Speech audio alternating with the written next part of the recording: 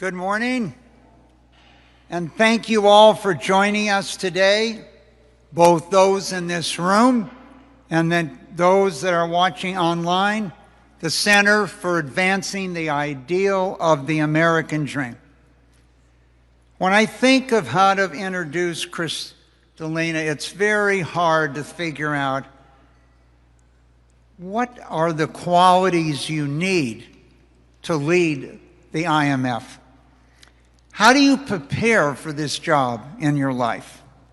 Well, let's just take a look at that.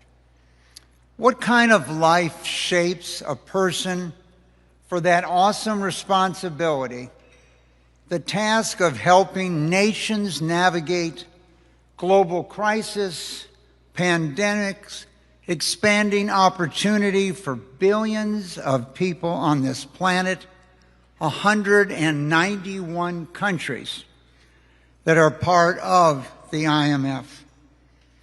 So in looking at that background, if you ever think one day, maybe I could run the IMF, let's look at this young girl's background. It starts in Bulgaria, where she earned her PhD in economics. She began as a university professor, teaching students about those levers that drive growth and allowing human beings to flourish. She took those ideas into practice and joined the World Bank as an economist, where she would rise through the ranks over 2 decades. She went on to the European Commission, so it's not enough to work for the World Bank, guiding the EU's response to the debt, refugee crisis, overseeing a budget of more than 150 billion euros and 33,000 people. She then returned to the World Bank, this time as its interim CEO. But that was all before taking on the world's most demanding economic position, managing director of the IMF. Since 2019, Kristalina has successfully navigated the fund through some of the most troubled years in recent history.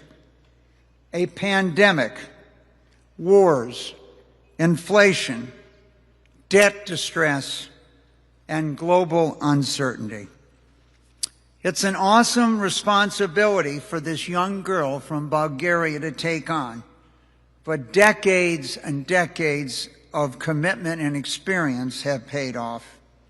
It's not enough just to stabilize economics and societies, but to sustain confidence that people everywhere can improve their life through work, learning, and enterprise. And so, in a sense, the IMF is not a financial institution. It is a guardian of global conditions that make the ideal of this dream of upward mobility, referred to as the American dream, a possibility all around the world. So we are thrilled that she chose the Center for Advancing the American Dream for this important speech, and we are all lucky that in these times of uncertainty, that this young girl from Bulgaria is leading us and leading the IMF. Please join me in welcoming the Managing Director of the International Monetary Fund, Kristalina. Thank you. Thank you.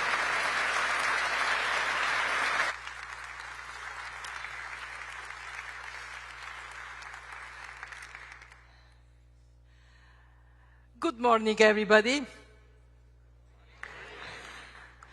Mike, from the bottom of my heart, thank you. That was a very kind introduction. But above all, thank you for allowing me and the IMF to be part of the opening of this fabulous center. I cannot think of a better place to talk about the pursuit of opportunity than right here in the Hall of Dreams. As I look at the world over the decades, what I see is incredible progress, but also unfulfilled dreams. The average person today is much better than the one 30 years ago, but the averages conceal deep undercurrents of marginalization, discontent, and hardship.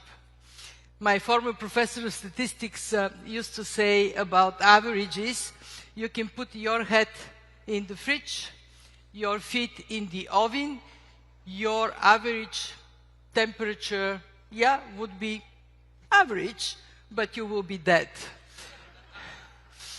And what we see is many people in many places, especially the young, are taking their disappointment to the streets, from Lima to Rabat, from Paris to Nairobi, from Kathmandu to Jakarta. All are demanding better opportunity. Here in the US, chances of growing up to earn more than your parents keep falling. And here, too, discontent has been evident, and it has helped precipitate the policy revolution that is now unfolding, reshaping trade, immigration, and many international frameworks.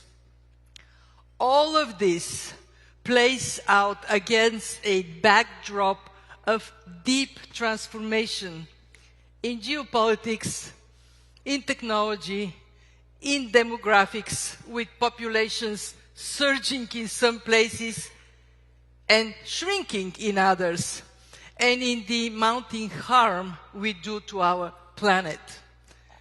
What is the result? Exceptionally high uncertainty. Globally, it has shot up and continues to climb. Buckle up. Uncertainty is the new normal. It is here to stay. As we know, next week the world's finance ministers and central bank governors would gather at our annual meeting. Wonderful to see one of our former governors, Treasury Secretary Mnuchin, here. Thank you for joining us today. As you know, this would be a time of very intense engagements, and the most pressing questions will be about the global economic impact of these forces of transformation and the policy turbulence we are experiencing today. So, how is the world economy coping? Short answer: better than feared, but worse than we need. When we met in April, many experts, not us, predicted a US recession in the near term with negative spillovers to the rest of the world. Instead, the US economy, as well as many other advanced and emerging markets and some developing countries, have held up.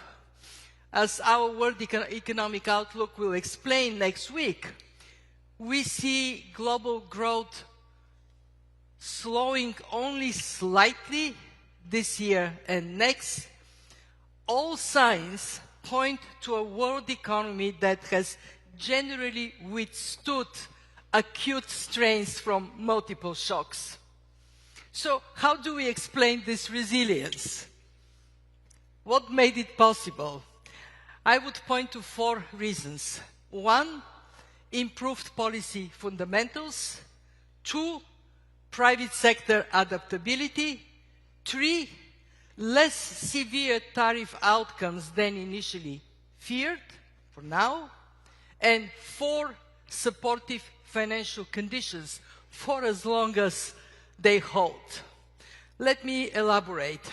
First reason, better policy fundamentals, and global coordination. In many parts of the world, sustained efforts have delivered more credible monetary policy, deeper local currency bond markets, new fiscal rules, and during the pandemic, and actually Secretary Mnuchin was part of it, swift, decisive, and globally coordinated fiscal action to limit the immediate pain and the lasting scars. Emerging market economies, in particular, have significantly upgraded their policy frameworks and institutions. We just put out a report on progress they have made, quantifying the gains. These economies now perform better when shocks strike than before the global financial crisis. Good policy makes a difference. Second reason for resilience, private sector adaptability. And again, we have seen the public sector moving out from where it doesn't belong, from the economy, the private sector stepping forward, and that is benefiting the world at a time of more turbulence. Just look at private initiative in world trade. Companies have been front-loading import orders in advance of tariff hikes and reorganizing rapidly their supply chains. Corporate balance sheets are generally strong after years of robust profit. Reflexes are quick after the dry runs of shock after shock. Artificial intelligence is becoming mainstream. Anybody in this audience using ChatGPT? Raise a hand. Okay, mainstream. And change is faced as a challenge, but also embraced as an opportunity. Third reason, tariffs, where the shock has not been as large as initially announced. The US trade-weighted tariff rate has fallen from 23% in April to 17.5% now. This is still much higher than it was before. The US effective rate, we calculate that it is around 9 to 10%. In other words, what is collected as tariffs is far above the rest of the world. But the world has been relatively steady this year with very few cases of retaliation. In short, the world has avoided a tit-for-tat slide into a trade war for now. But openness has nonetheless taken a big hit, and the story is not over. US tariff rates keep moving.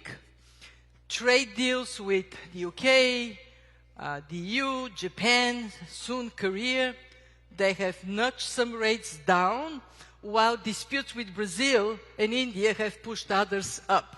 And other countries' rates also are likely to move somewhat more. But bottom line here is better than we feared. For reasons: supportive financial conditions. Fired up by optimism about the productivity-enhancing potential of AI, global equity prices are surging. This plus tight risk spreads leaves funding markets generally wide open. And in addition, the dollar's slide earlier this year gives precious relief to non-US borrowers with dollar-denominated debt. So here we have it, 4 factors behind the economic resilience we have seen this year. But before anyone heaves a big sign of relief, please hear this. Global resilience has not yet been fully tested. And there are some worrying signs the test may come. Just look at the surging global demand for gold. Spurred by valuation effects and net purchases, partly reflecting geopolitical factors, holdings of monetary gold now exceed 1/5 of the world's official reserves. On tariffs, the full effect is still to unfold. In the US, margin compression could give way to more price pass-through, raising inflation, with implications for monetary policy and for growth. Elsewhere, a flood of goods previously destined for the US market could trigger a second round of tariff hikes. Yes, world trade is rippling, but still flowing. Like water, it is not easy to pluck and stop. For now, most of the world's trade still follows the rules. We at the IMF are urging the world's policymakers, please keep it this way. Please preserve trade as an engine of growth. As for easy financial conditions, which are masking but not arresting some softening trends, including in job creation, history tells us this sentiment can turn on the dime. Today's valuations are heading towards levels we saw during the bullishness about the internet 25 years ago. If a sharp correction were to occur, tighter financial conditions could drag down world growth, expose vulnerabilities, and make life especially tough for developing countries. So in a multipolar world of rapid change, it is paramount that policymakers do much more to capture and deliver opportunity so they can meet the aspirations of their citizens, especially young people. So how could they do that? At the IMF, we propose 3 medium-term policy goals. First, to durably lift growth so the economy creates more jobs, more public revenue, better public and private debt sustainability. Second, to repair government finances so they can buffer new shocks and attend to the pressing needs without driving private sector borrowing rates up. And 3, to address excessive imbalances, both domestic and external, so they do not emerge as a spoiler. Let me take you through those 3 one by one. First, growth. Many of you have heard me talking about it. Global growth forecast at around 3% over the medium term, way below the pre-pandemic 3.7% level. Global growth patterns have been changing over the years, notably with China decelerating steadily, while India is turning into a key growth engine. Durably lifting growth requires, above all, higher private sector productivity. And for this, governments must provide and protect the basic building blocks of free markets, including property rights, rule of law, good data, effective bankruptcy codes, strong financial sector oversight, and independent yet accountable institutions. In too many economies, private sector productivity is tangled up in red tape, and startups can neither start nor grow. Competition, of course, is key, and regulation must not tolerate or create unfair advantage. So, today, I call on our member countries to embrace a regulatory house cleaning to release entrepreneurship energy, supported by strong institutions and governance. This is not a time for self-inflicted injuries. This is a time to get the house in order. To Asia, I say, deepen internal trade to include more final goods and more services, and press forward with reforms to strengthen the service sector and access to finance. Our analysis suggests that a push for more regional integration, notably by lowering non-tariff barriers, could raise GDP by 1.8% in the long run. To sub-Saharan Africa, I see the Kenyan ambassador here. Gains from reforms in this region can be especially large given the young and growing labor force. Comprehensive business-friendly reforms combined with progress in advancing the continental free trade area, they could lift the real GDP per capita in a median African country by 10%. And to my beloved native Europe, some tough love. Enough lofty rhetoric of how to lift competitiveness. You know what must be done. So do it. Consider appointing a single market czar with real authority to drive reforms forward. Remove border frictions in the labor market, goods and services, trade in energy and finance. Build a single European financial system. For God's sake, get the capital markets union to work for you. Build an energy union. Complete your project and catch up with the private sector dynamism of the United States. A picture can say 1,000 words. Here, what you see is how 7 US mega firms, none of which existed 51 years ago, boast market capitalization in the United States.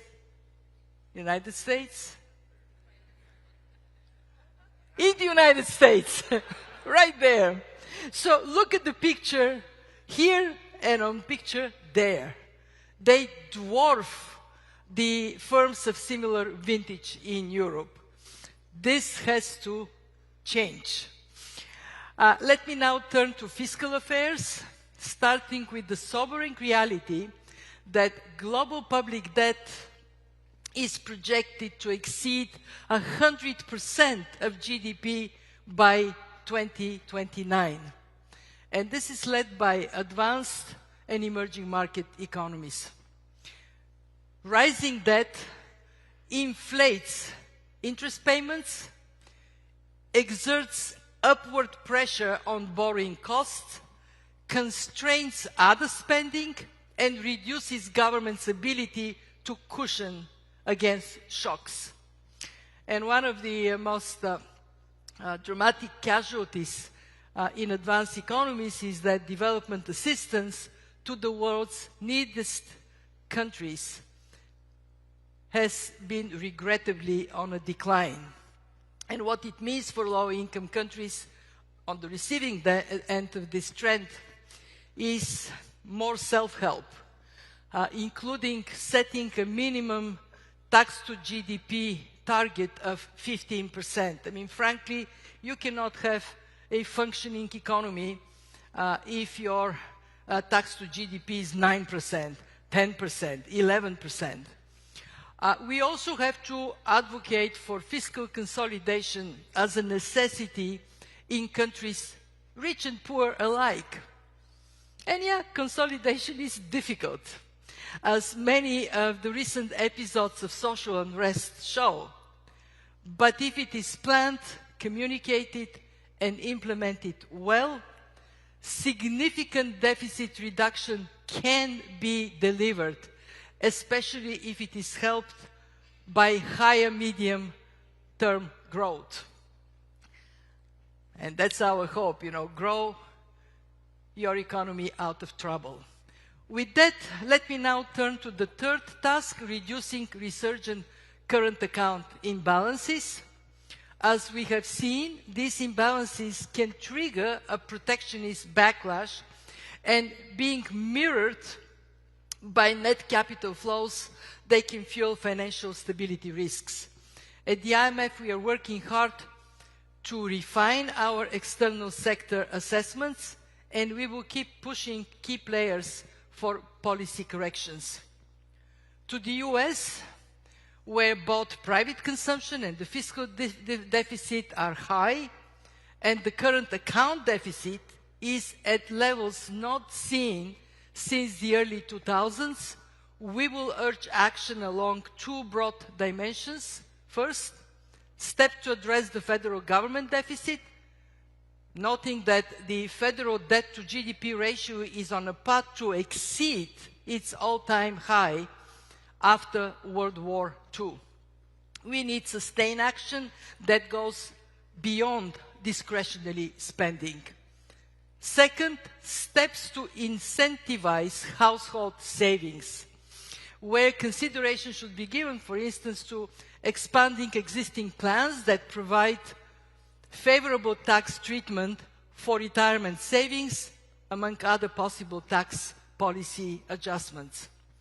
To China, where private savings are chronically high and domestic demand is held back by protracted real estate adjustment and deflationary pressures, we urge transitional fiscal expansion and permanent fiscal recomposition. China needs a fiscal structural package to boost private consumption, transition to a new growth model, and reflate its economy, which will also help counter the recent depreciation of its real exchange rate, which pulls against rebalancing.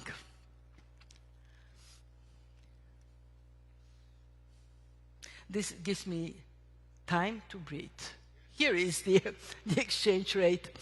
Among other items, China's package should include more spending on social safety nets and property sector cleanup, and much less on industrial policy, where a new IMF paper estimates the cost at high level 4.4% of GDP per year. As for Germany, its recent structural shift to a more expansive fiscal policy, which should help bring down the current account surplus, shows that yes, corrections can be made. Bravo to Germany. Public spending on infrastructure, pushed up by providing incentives for private investment at home, will be especially beneficial as Germany seeks to inject new dynamism into its private sector. And yes, the country needs it and can benefit from it. So as I close, let me go back to youth aspirations.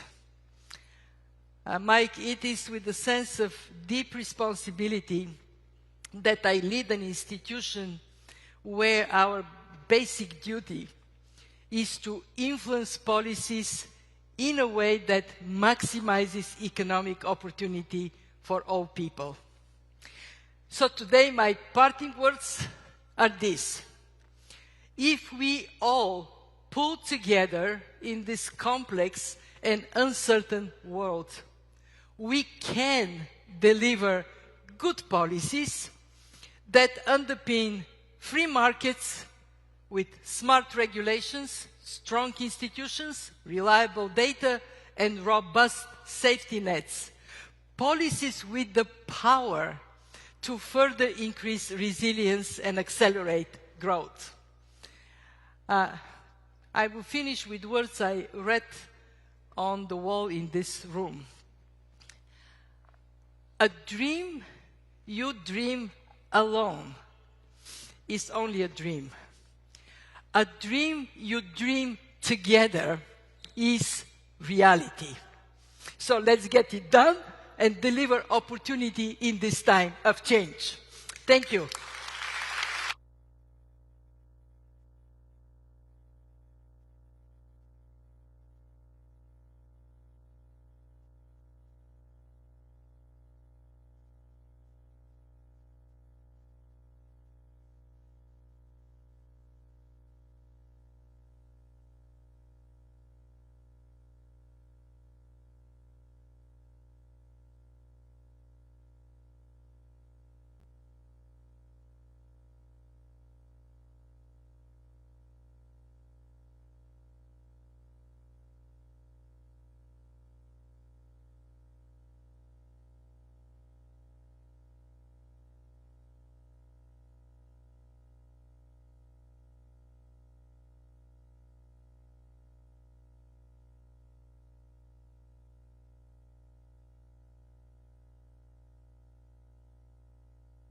No,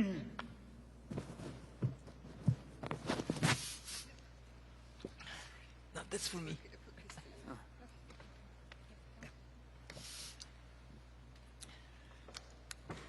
Kristalina, for a few of us, we have just finished a period of reflection in a new year.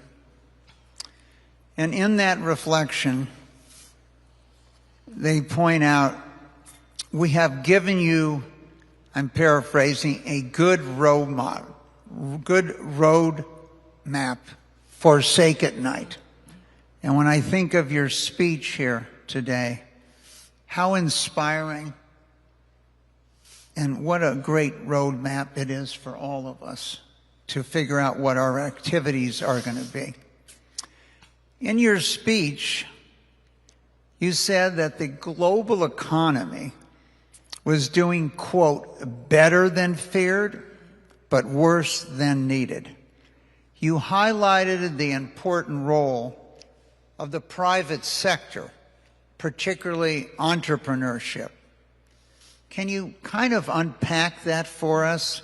How do you see the role of the private sector to get the global economy going again? What is your call to action? What should we be doing? Thank you. Again, many thanks for hosting us here, Mike.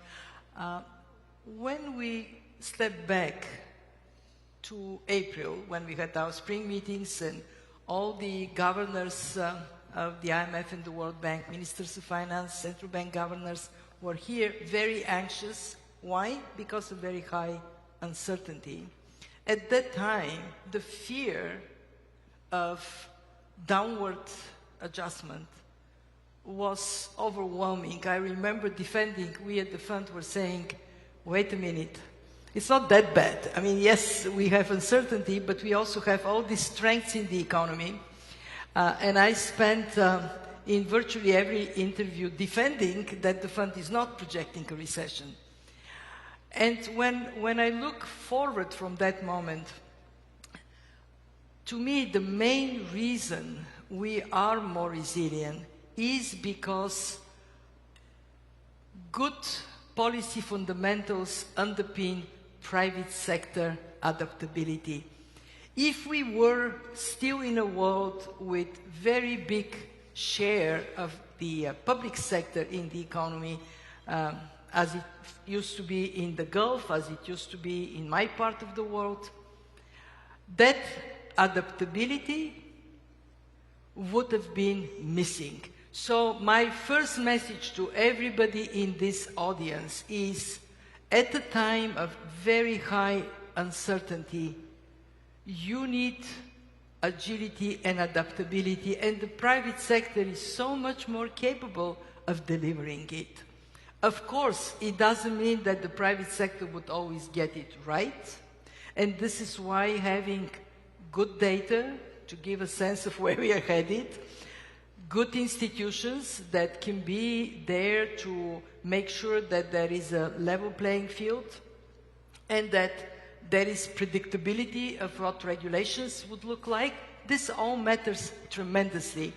But if I am to go back to my personal history, and you mentioned I was born in Bulgaria, I grew up in a non-market economy, I can tell everybody here, doesn't work, ain't gonna work to have center decision making and a oversized public sector role. So what do we want for the private sector? Three things. One, clarity in the regulatory environment, not too much, not too little. Two, access to finance, and this is where the whole story of governments bringing down deficits matters so much, because if they don't do it, they're pushing up interest rates up for the private sector included. And three, we need the ability of small companies to grow. And in far too many places, if you are a small company, you're stuck between the big guys. And in so many places, failure is not treated kindly. The United States has the advantage of saying, hey, you know, I fell off the cliff, I dust myself up, I go again. But in many, many places, the laws do not clean the economy from that wood. So companies start, fail, and then they're stuck. So there is a lot. Actually, when I talk about regulatory house cleaning, I mean it. There is a lot we need to do to create this enabling environment. Why? Because uncertainty is here to stay, and we need the agility of the private sector to bolster growth prospects. So you mentioned something. Many of the stories, of the 1,000 stories that you can see in the center, of the uniqueness of why they came to the United States was they had a chance, a second chance, a third chance.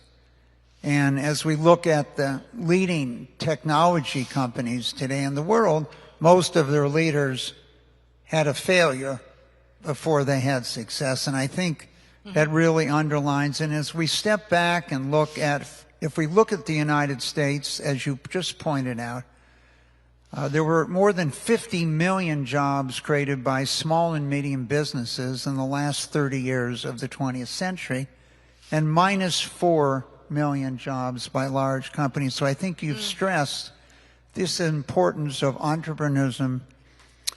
We're sitting here today, you and I, in this building, across from the White House and the Treasury. Both have been quite active in pushing their agendas, as we all know. We've seen new tariffs, tax incentives, shift in trade alliances, all while deficits and debt are rising. Can this mix support long-term growth? And you've already told us no. Where do we go from here? Look, I mean, it is... there is a beautiful saying that the proof of the pudding is in the eating. So let's eat some more, and then we can answer this question. What I see in the United States is a recognition that the world we had before has become unsustainable. For many reasons, and we can argue, are they right reasons, are they wrong reasons? But what is happening is not a capricious move. It is a response to the fact that far too many people felt disfranchised. Is the way this is being addressed the right one? Let's collect more data, and we actually are going to have an in-depth engagement with US authorities towards the end of this year. We will talk more about what works, what we think can be done differently. I want to zero in on one issue where I don't think there is disagreement, and this is the issue of the size of the deficit. I don't think there are many people who would stand up and say, hey, large deficit is beautiful, let's have more of it. So the question is, how do we deal with it? Because it is a very important signal, including to the private sector, that there is a path to reduce the deficit. What are the ways to do it? One, grow more. At this point, we have seen a very resilient growth story in the United States. Would it hold? And there we are looking at the incoming data. There may be some softening. The very fact that the Federal Reserve decided to cut interest rates in the balance between inflation and growth shows that there is that softening. So more to generate impetus for growth, certainly important. Two, look at the balance of revenues and expenditures with a rational rather than emotional eye. And there I think we all could see, I talked about one aspect of tax policy that could be steps to be taken. But the third step is the most important and the most difficult one. Carry people with you. Get people to understand that ballooning deficit and more public spending, not necessarily good for them. And that is where I see it across, not just in the United States, everywhere. We still haven't figured out how to do that, how to bring people with us on things that are tough.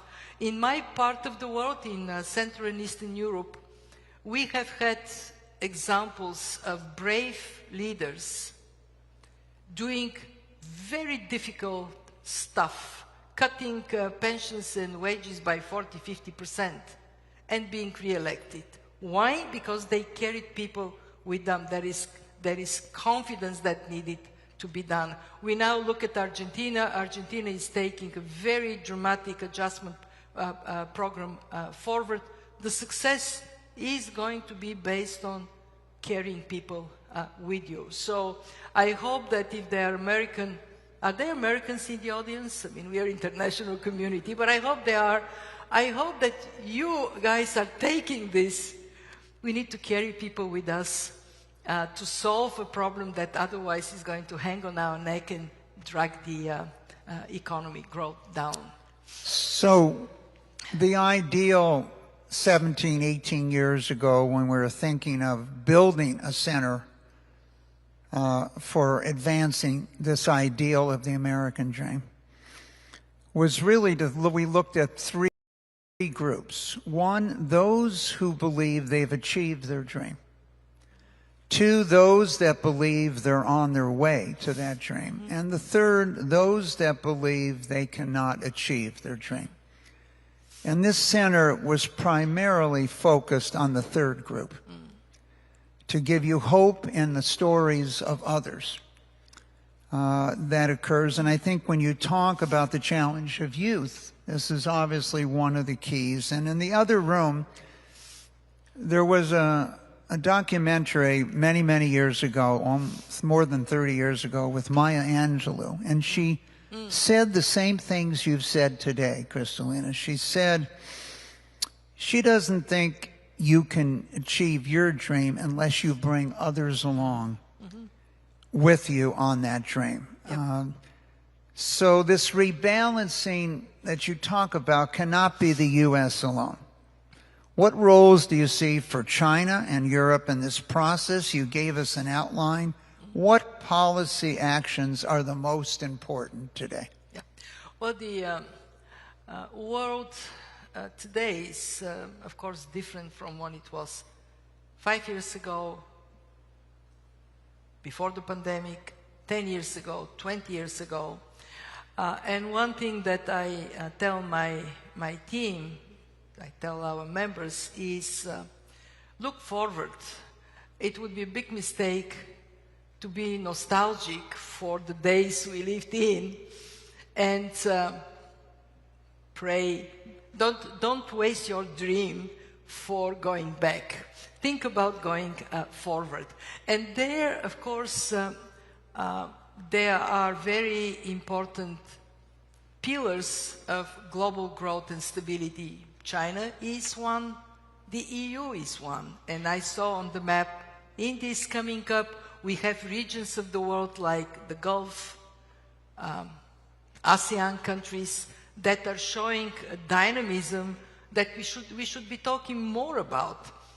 But going to China, I mean, China is in a place where from top to bottom, from the decision makers to ordinary people, they understand that the growth model they relied on cannot be sustained, that they need to switch to consumption-driven growth model. But doing so is not easy, and it takes time. And when I go to China, actually what impresses me more than the growth numbers, the inflation or disinflation risk, what impresses us more is that we have a whole country of 1.4 billion people that is now seeing their fortunes changing.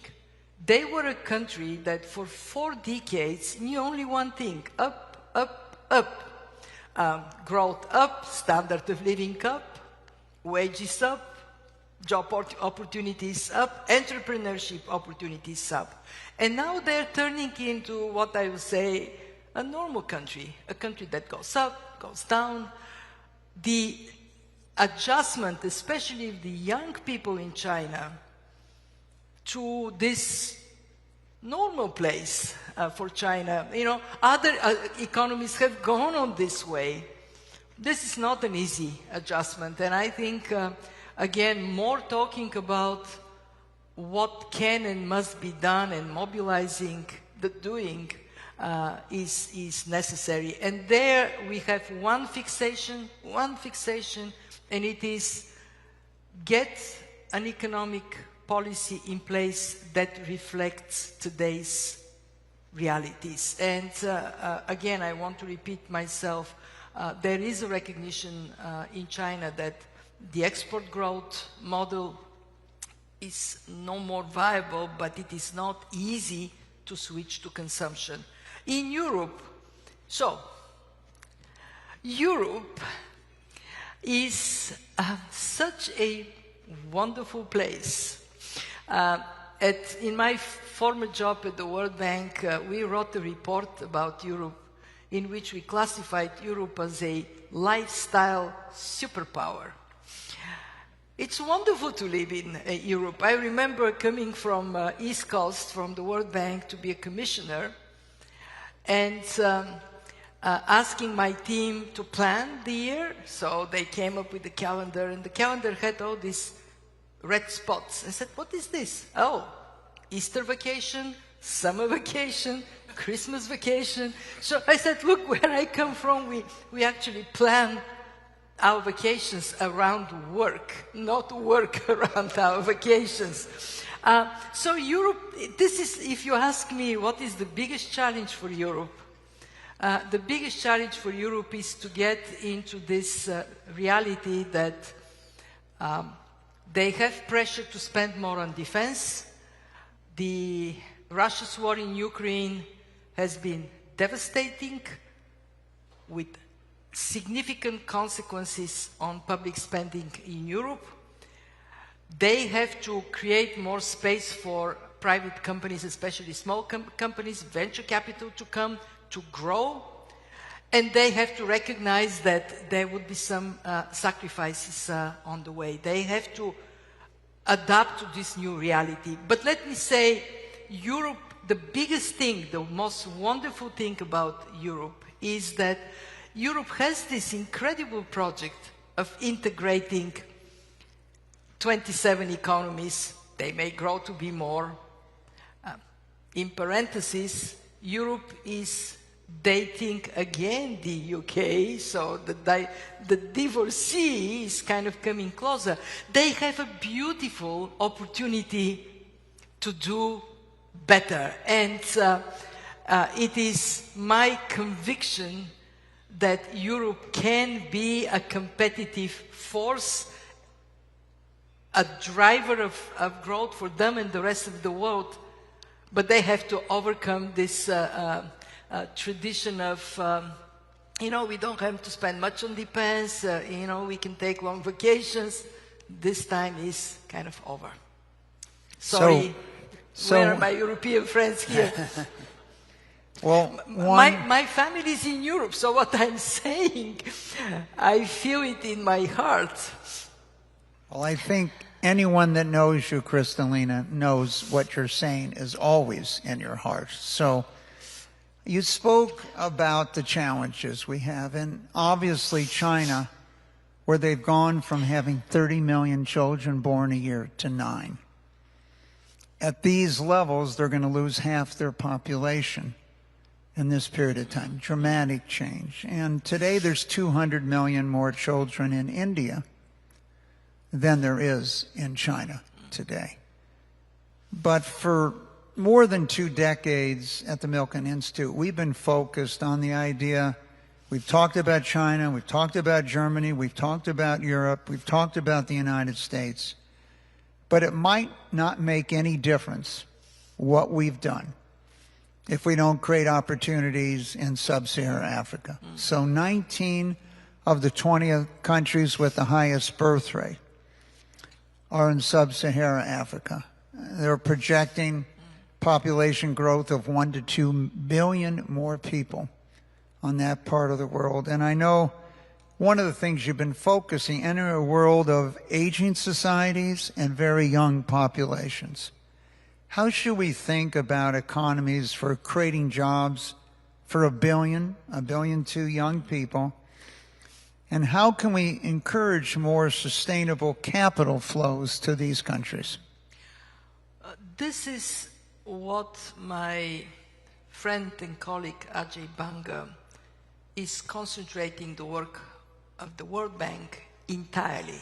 How to create jobs for young people in the developing world where population is growing. And of course at the fund we also work on this because it gets into macroeconomic and financial stability for the countries themselves and through spillover to their neighbors and the rest of the world. It is really very simple as an image. We have people here in Africa, in India, although India is also going to see their demographic shifting, but okay, we have people here and we have capital there. Capital is in the north, the people are in the south. How do we build a bridge for capital to go from here to there?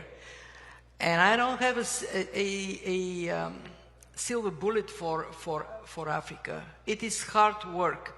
Countries have to make themselves more trustworthy with rule of law, with strong governance, with institutions that bring confidence. But most importantly, and perhaps even more difficult than this, they need to work together.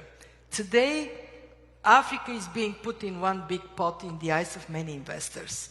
So something wrong goes in one place, say Sudan falls off the cliff, it throws off investor appetite for the whole of Africa.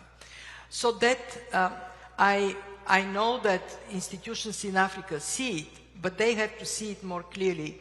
They have to work very hard at continental level to get that sense that they help each other and they press each other.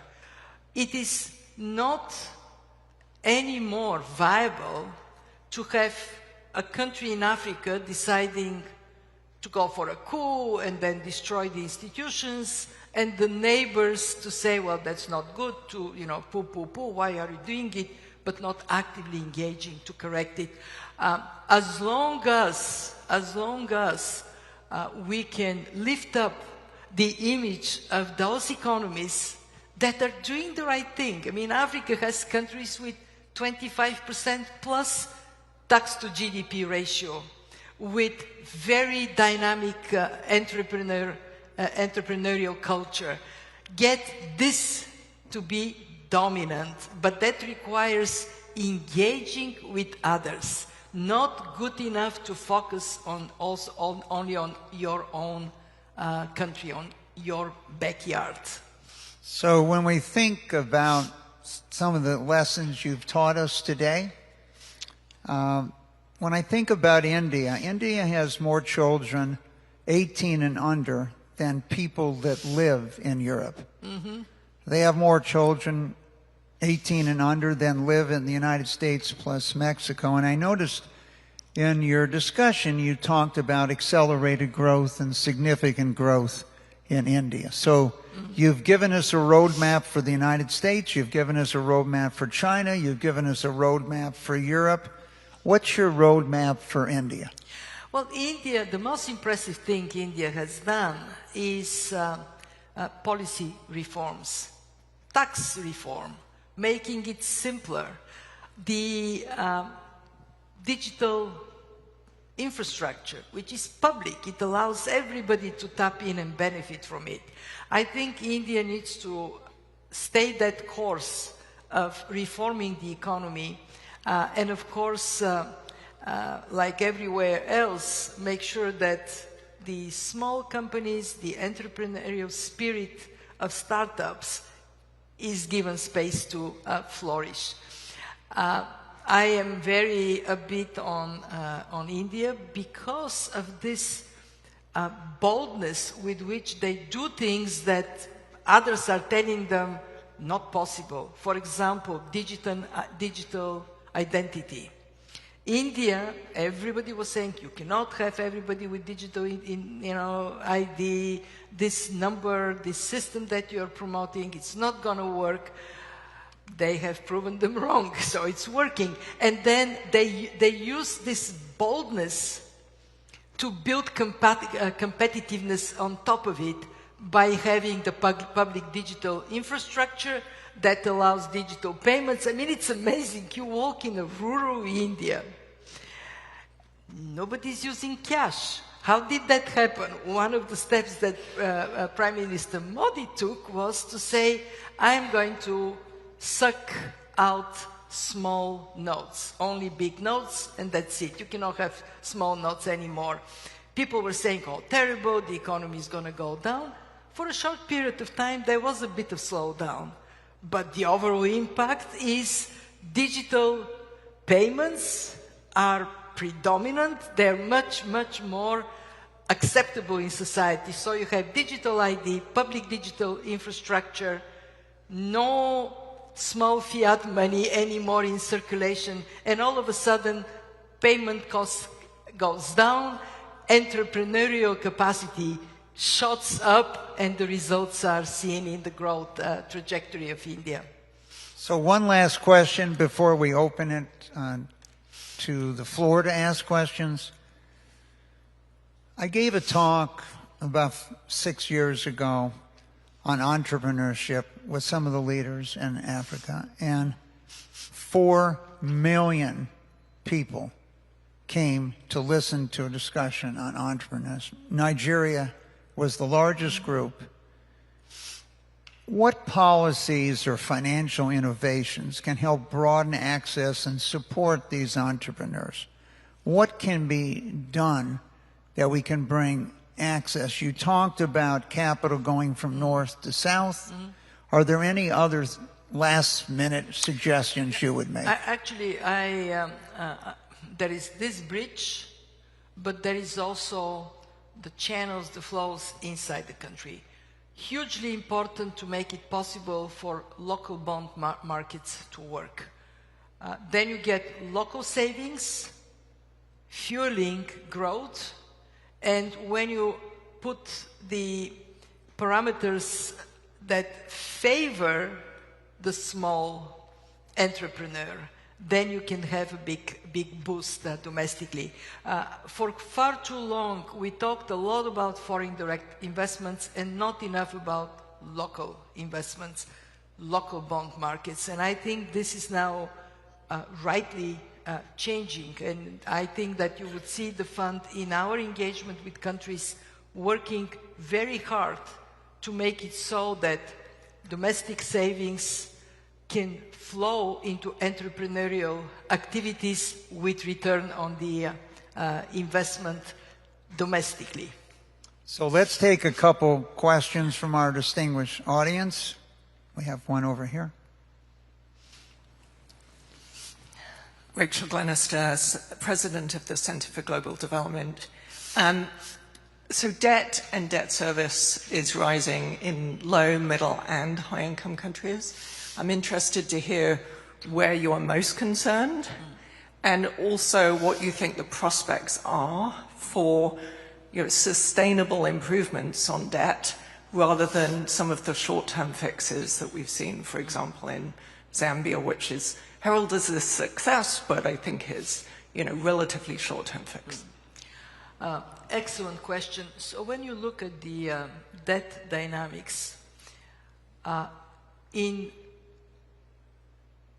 the world, public debt is growing faster in advanced economies, in emerging market economies. Actually, it is going down in low-income countries.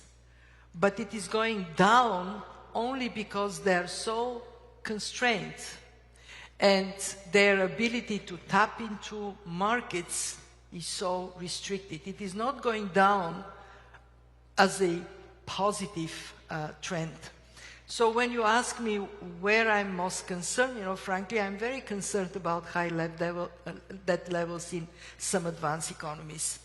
Not only because debt is sucking up financial resources and pushing up interest rates also for the private sector, but because we cannot anymore justify the excessive debt levels when the reasons for these debt levels to go up is no more there. As you know, they went up mostly during and after COVID, and because of the cost of living crisis that was triggered by the impact of COVID, but most importantly by Russia's war. So these countries, they have to have the strength to come up with medium-term fiscal consolidation plans and then implement them. We are not asking countries to go chop right away. We are saying, give yourself a couple of years, but then follow that path of fiscal consolidation. For low-income countries, and actually to everybody, we say, good debt management. I mean, for God's sake, look at your maturities. If you can do something to adjust your portfolio, do it. And we are very much in favor of competent and decisive debt management offices. For low-income countries, their problem is really very dramatic because their debt service obligations are sucking away the very limited fiscal space they have for their own people. And there we have two avenues for concrete action. One, we call it the three-pillar approach. Countries that are where debt is sustainable, but they face liquidity problems. So act on three fronts. Act on your domestic fiscal position, act with your partners of borrowing that is well tailored to your needs, and then make sure that you attract more private sector investment. And then we have the restructuring cases. And in restructuring cases, frankly, the biggest problem I see today is just accepting you need to restructure your debt. And there, very often, countries, for good reasons, they say, we worked so hard to have access to markets. You're telling us restructure, meaning we're thrown out of there.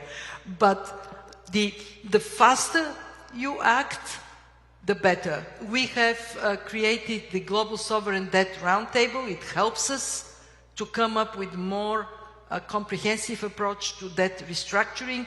We issued in April a rule book for debt restructuring, finally defining steps and timelines. And it really is a matter of using the will to act in a timely manner. You drag your feet, it only gets worse. So we have time for one more question? Two more questions. Okay, thank you. Yes. Thank you.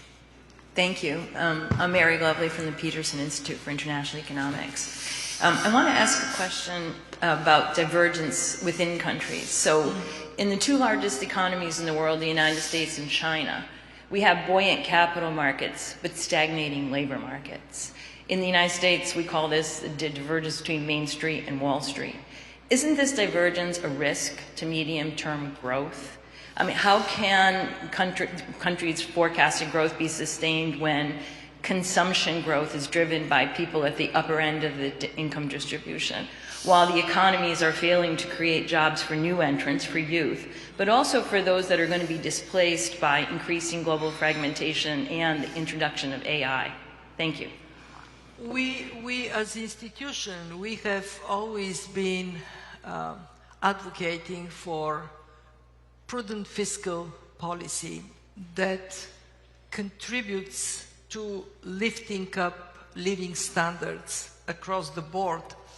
And we do believe that an economy, a society would do better when people across the board feel included and feel that their voice is heard. Certainly we have seen the distance between the top and the bottom growing. Part of it is not a bad thing. It means that there is innovation that creates very high return on investment, and we don't want this to go away. But part of it, and I have shown it in the graph in the United States, undermining intergenerational equality, that's not good. So societies have to look into this, look into the mirror and say, do I really like what I see? And then there are policy measures that can correct this picture. And then you have people with more capacity to pay higher taxes, to consume more, a virtual circle that is good for everybody. Just to add one point here, what we have been recommending is to think of incentives for entrepreneurship at all levels. And I want to repeat something I said before, especially SMEs, especially startups, because then you not only get people to be better off, but you increase more of this entrepreneurial potential that drives the economy upward. Well, let's take one more. Can I say, sorry, one Sure. more thing? And also get people to work longer. We had a very interesting study at the fund. It says that today a 70-year-old has the cognitive capacity of a 53-year-old 2 decades ago. So to those of us that belong to a particular segment, hey, we are smarter, we can work longer. So let's take one more question.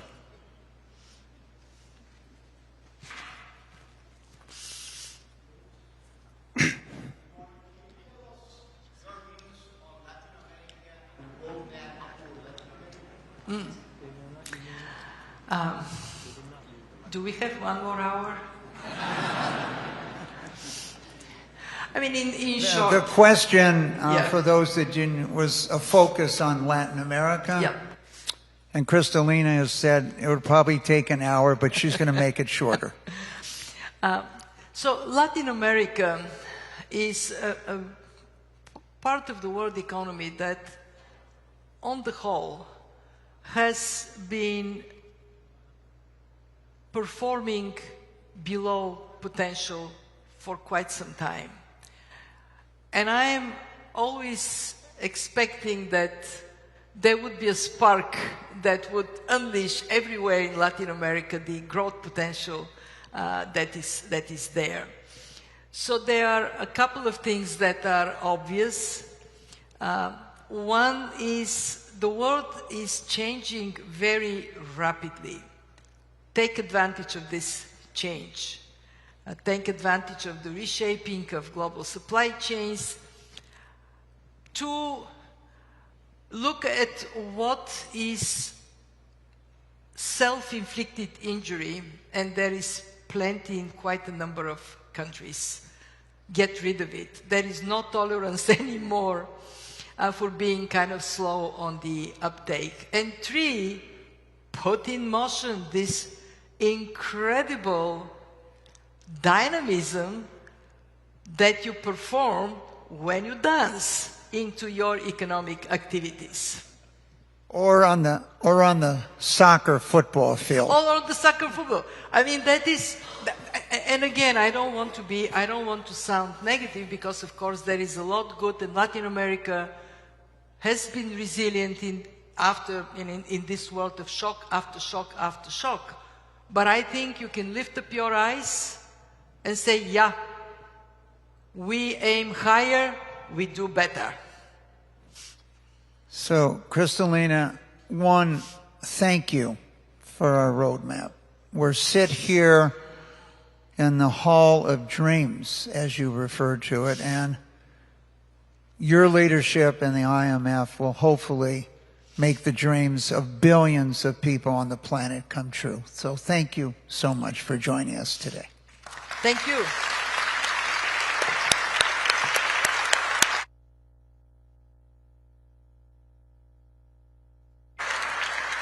That was wonderful. Thank you. Thank you.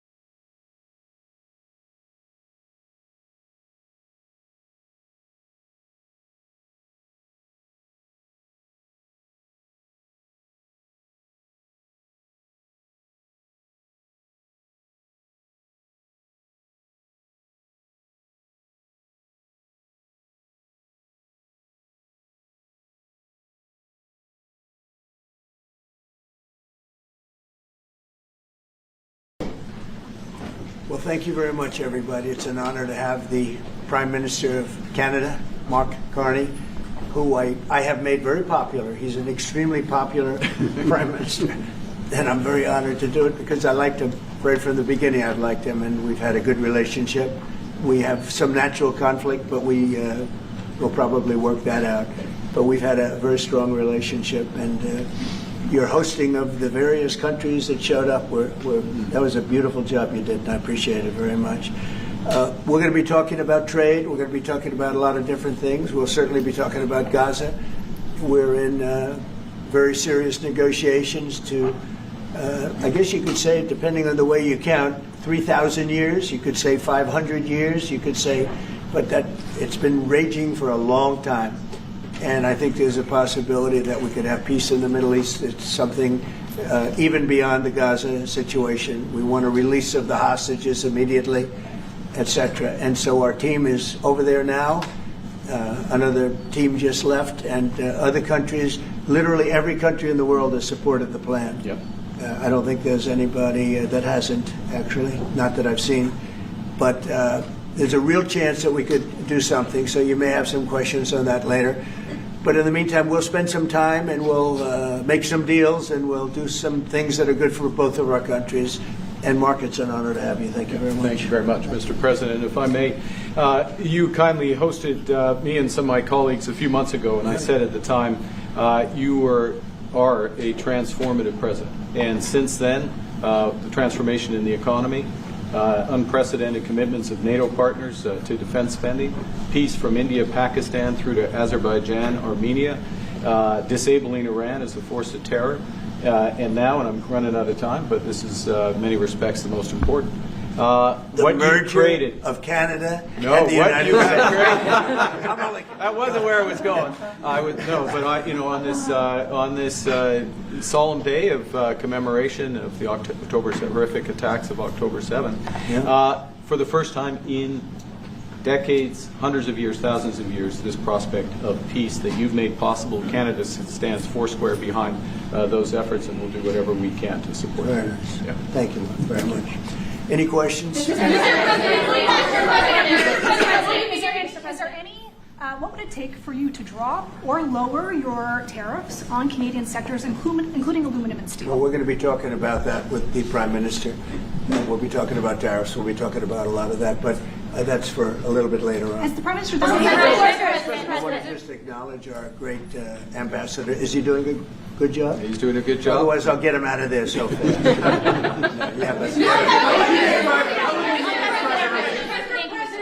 Is it the White House's position that furloughed workers should be paid for their back pay? I would say it depends on who we're talking about. I can tell you this, the Democrats have put a lot of people in great risk and jeopardy, but it really depends on who you're talking about. But for the most part, we're going to take care of our people. There are some people that really don't deserve to be taken care of, and we'll take care of them in a different way. Okay? Thank you. Mr. President, in your opinion, why has Canada and the United States failed to reach an agreement up until now? Well, it's a complicated agreement, more complicated maybe than any other agreement we have on trade, because, we have natural conflict. We also have mutual love. We have great love for each other. I love this. I love Canada and the people of Canada, and Mark feels the same way about here. The problem we have is that they want a car company and I want a car company, meaning the U.S. wants a car company, and they want steel and we want steel.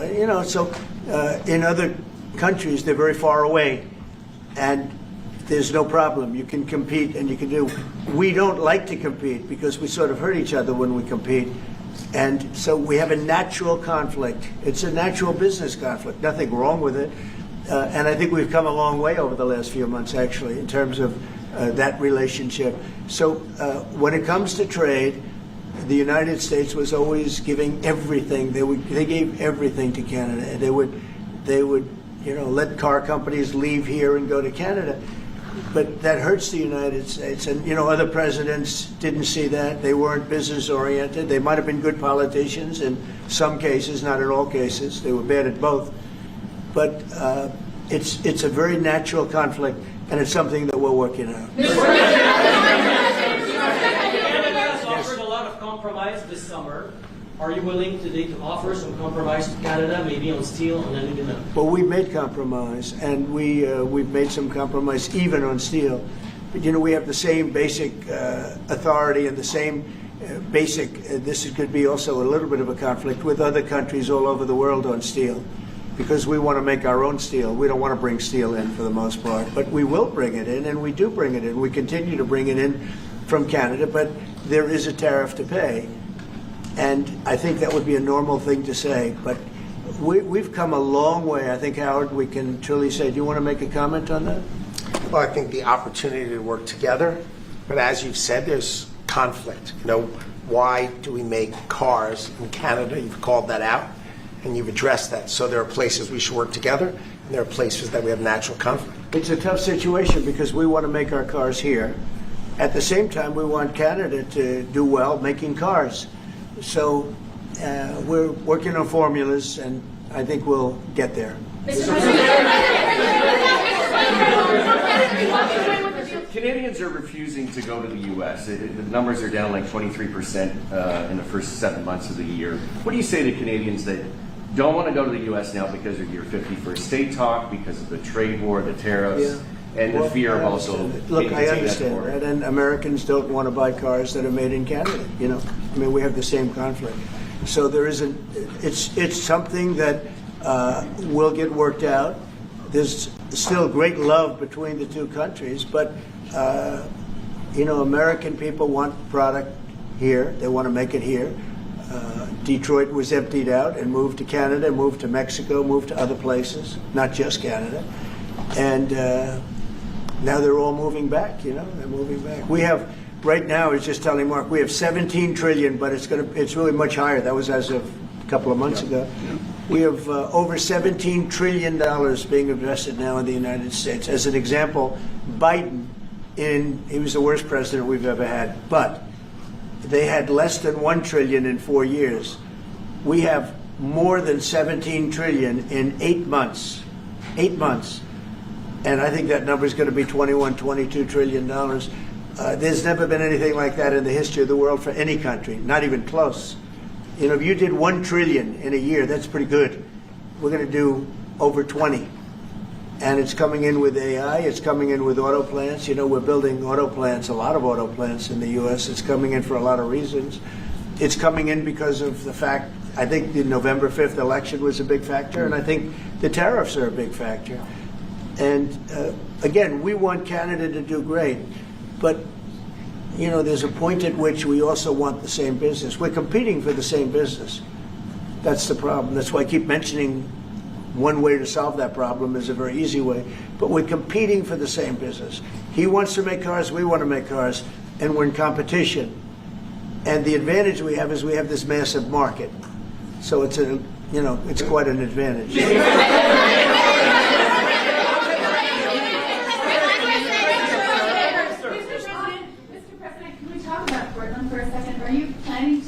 The Insurrection Act. That would be, a very long-standing law that's been on the books. Yeah, well, it's been invoked before, as you know. If you look at Chicago, Chicago's a great city where there's a lot of crime.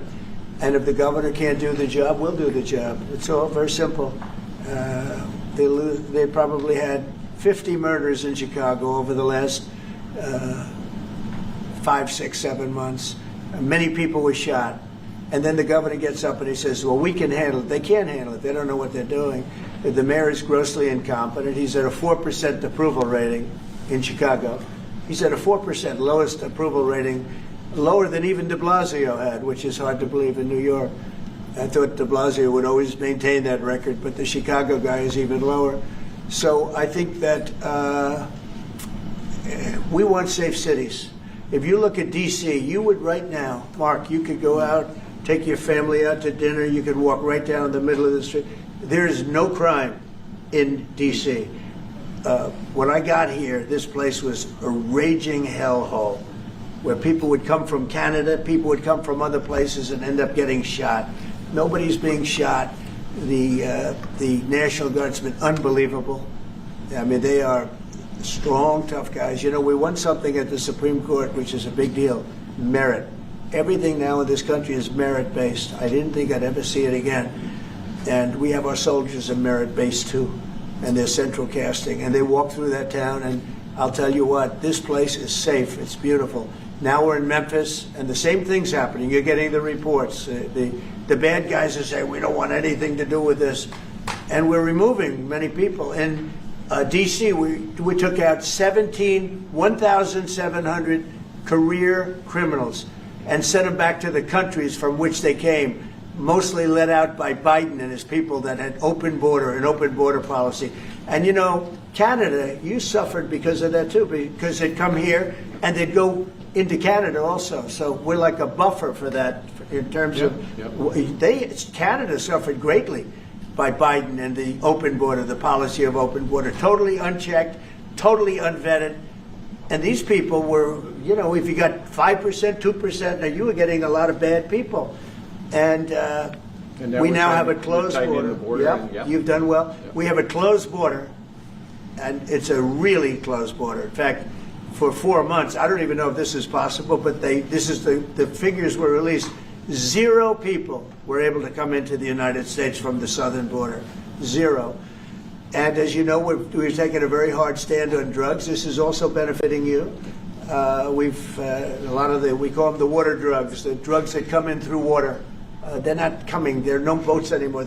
Frankly, there are no fishing boats. There's no boats out there, period. If you want to know the truth, we're saying, does anybody go fishing anymore? The fact is, we knocked out, probably saved at least 100,000 lives, American lives, Canadian lives, by taking out all those boats coming in. So it's, and now they don't come in that way anymore. Now they'll come in other ways, and we're not going to allow that either. So we've done a great job on that. But on crime, Chicago's a great city, but you can't be a great city if you have murders and if you have a lot of problems, and they do. And they have an incompetent policy, just like they had open border policy, anybody could come in. They came in from prisons, they came in from mental institutions, drug dealers, they came in from all over the place, and we don't have that anymore. This country is becoming we're a very strong country. Look, financially speaking, I would say that because of the tariffs, because of the election, because of the policy, because of the great big beautiful deal, it's what I added the word great because it really is. It's the biggest bill ever passed in the history of our country. We don't need another bill.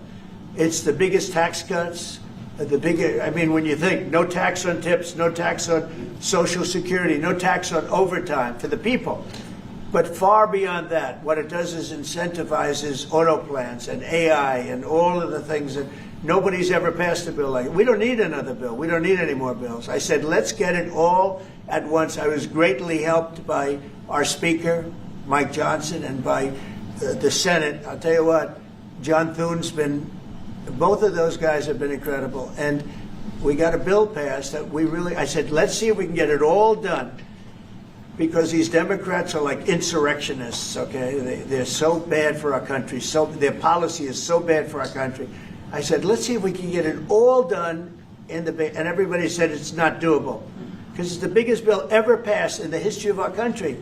And we got it all done. We don't need anything else. We got everything we want. And now, because of that, that's a big reason why the companies are coming in. 1 year depreciation, 1 year write-off, 1 year expensing. Nobody's ever seen anything like it. So they're coming in from all over the world. But to have a great country, you can't have crime. And we don't have crime, but we have cities where there's tremendous crime. And Chicago's one of them. And if the governor can't straighten it out, we'll straighten it out. Thank you. A question for the president. Mr. Prime Minister, I'd like to know how come the UK and the European Union have succeeded to sign deals and bring the tariffs down, and Canada still hasn't been able to do the same? Yeah, because they're not located right next to each other. It makes it, in many cases, it's much better and easier. But yeah, and if I may, let's be clear about the relationship as it stands right now. We are the second largest trading partner of the United States. We do a lot of trade going across the border where we're cooperating, first thing. Secondly, we are the largest foreign investor in the United States. $500 billion in the last 5 years alone, probably $8 trillion in the next 5 years if we get the agreement that we expect to get. Thirdly, there are areas, as the President just said, where conflict, maybe not so much conflict, we compete. There are areas where we compete, and it's in those areas where we have to come to an agreement that works. But there are more areas where we are stronger together, and that's what we're focused on. And we're going to get the right deal for America, right deal, obviously, from my perspective, for Canada. So